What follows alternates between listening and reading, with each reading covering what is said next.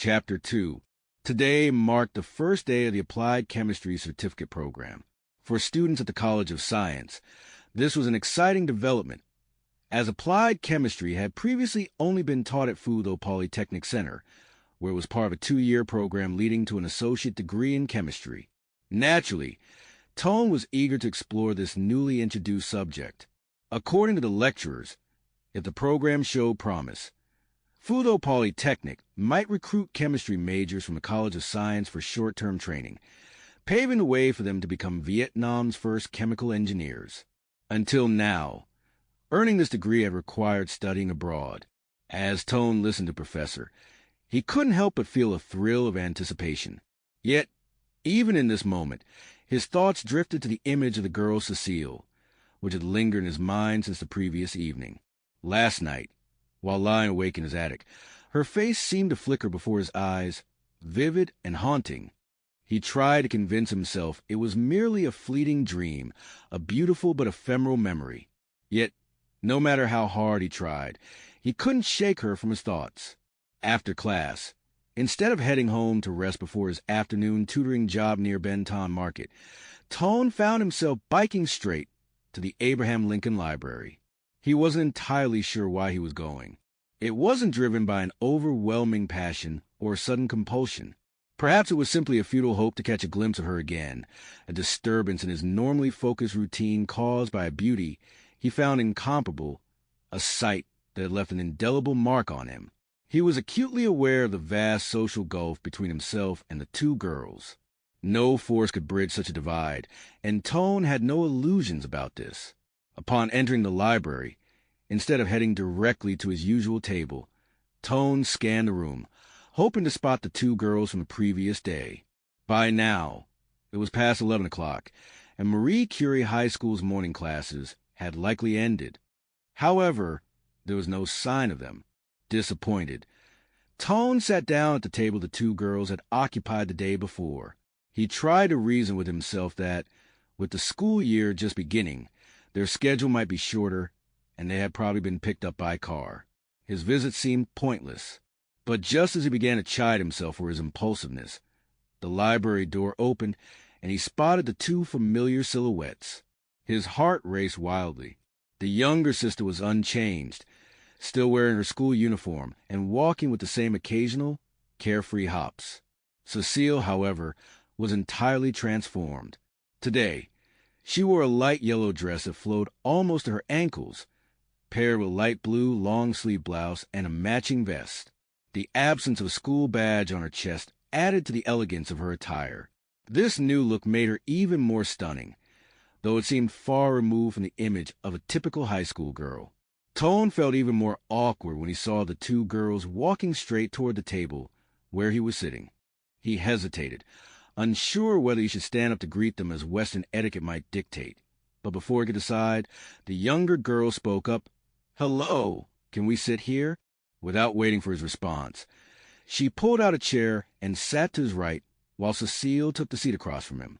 Feeling flustered, Tone blurted out a question that he immediately regretted. "Are you two going to school today?" Before Cecile could reply, her younger sister chimed in. "Yes, we just came from school." She smiled mischievously and added, "You must have thought my sister looked so dressed up that she didn't seem like she was going to school, right? Her class had a New Year's ceremony today, but my class was just regular, so we finished early." Cecile finally spoke, her voice soft but composed. "Thank you. If it weren't for you yesterday, I would have lost my notebook." Her tone was gracious, and she addressed it with an unexpected familiarity that caught him off guard. Tone nodded politely, "You're welcome." But after that, he didn't know what else to say. The quiet atmosphere of the library made him hesitant to speak further, afraid of drawing attention. He glanced down at the table, feeling increasingly self-conscious. The younger girl, however, seemed undeterred. She kept smiling at him, her lively expressions making him even more flustered. He wanted to excuse himself and leave, but something held him back. Suddenly, he felt a light kick to his foot. Surprised, he looked up and realized the younger girl, her feet clad in canvas shoes, had nudged him. She leaned in slightly and whispered, Hey, come here. I need your help. Before he could respond, she stood up and moved toward a nearby bookshelf. He followed her and asked softly, "What do you need?" "Can you grab that book for me?" "The one in the high corner," she replied, pointing to the top shelf. "What's the title?" "David Copperfield by Charles Dickens," she said with a grin. Tone dragged over a chair, climbed up carefully, and retrieved the book. As he handed it to her, he asked, "What's your name?" She smiled brightly. "I'm Monique, but my family calls me Ha. Tanha. What's your name?" "I didn't know what to call you." "Oh, my name is Tone." "What's your sister's name at home?" he asked, curious. "She's Cecile, but we call her Tuet Swang at home," Ha replied. Then, with a playful tone, she added, "But how did you know we were sisters?" Amused by her lively manner, Tone replied, "I guessed. Seeing you two leaving together, it seemed obvious. But honestly, you don't look very much alike." "Yeah, she's pretty and I'm not, right?" Ha teased. "No, that's not what I meant," Tone said quickly. "You're both beautiful, but in different ways." Then, as if to steer the conversation away from his embarrassment, he added, "Your names are beautiful too. From now on, I'll call you Ha and your sister Swang." "How's that?" Ha smiled, clearly entertained. "All right, you know how to charm people." Tone couldn't help but admire how well their names suited them. Tuet Swang, Snow Mist, was delicate and ethereal, as if she might disappear like frost in the morning sun.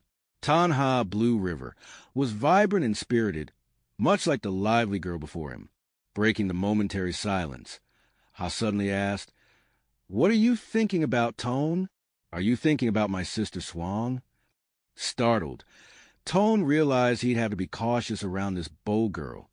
He smiled and replied, "No, I was thinking about how well your names suit you both."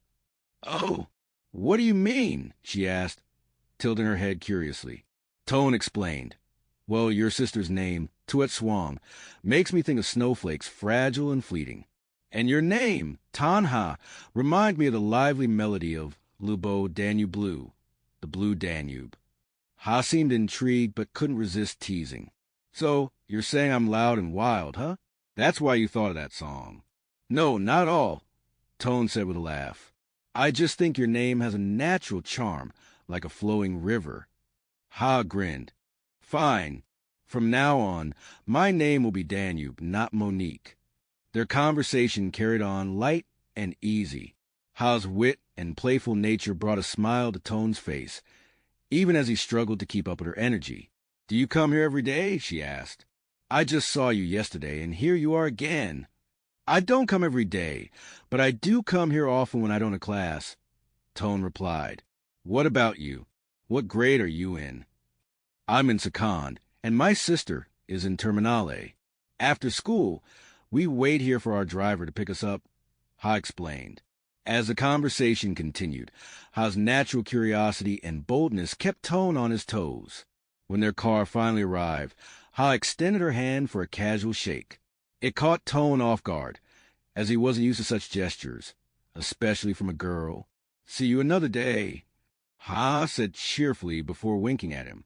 As the sisters left, Swang gave Tone a graceful nod, her demeanor poised and elegant. Ha, meanwhile, bounced lightly on her feet, her enthusiasm as radiant as ever. Tone returned to the table, his mind adrift. Today, he had finally learned the names of the two girls.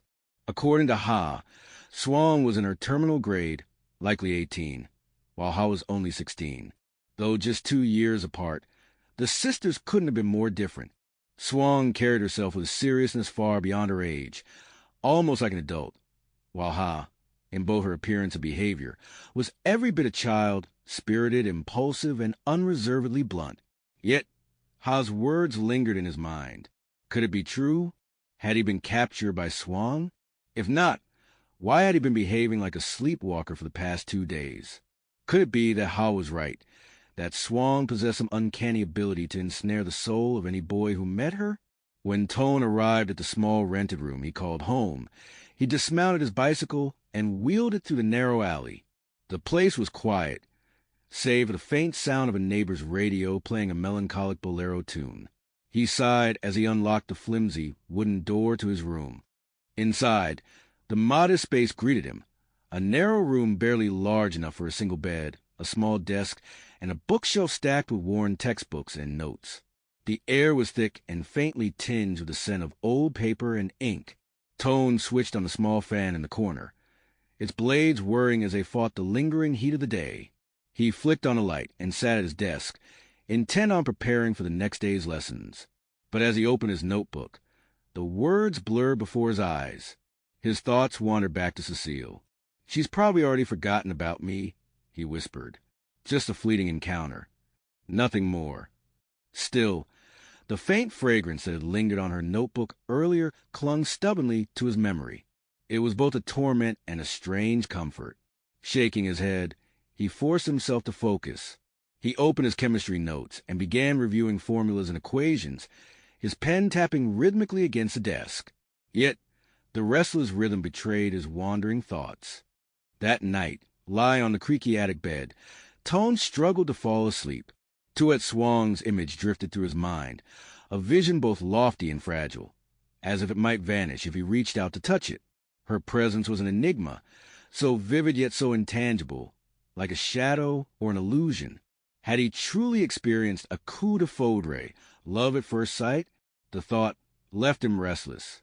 What tormented him more was the realization that she seemed so unattainable.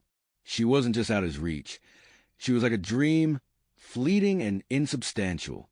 How his playful words echoed in his mind, her bold prediction that he, like so many others, might find himself ensnared by the invisible net of Swang's beauty. Tone often reminded himself that a boy of his humble background had no business dreaming of a girl from a glamorous, well-to-do family. And yet, he couldn't help it.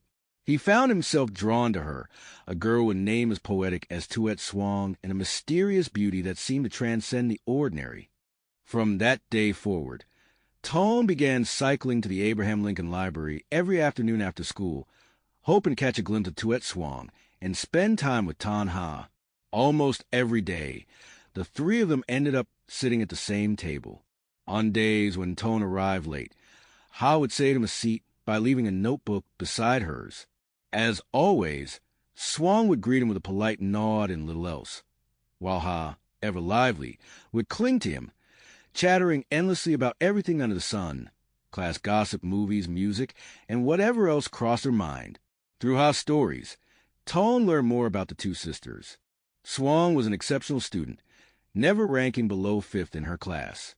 Ha, on the other hand, was a complete opposite, barely scraping by with just enough points to pass.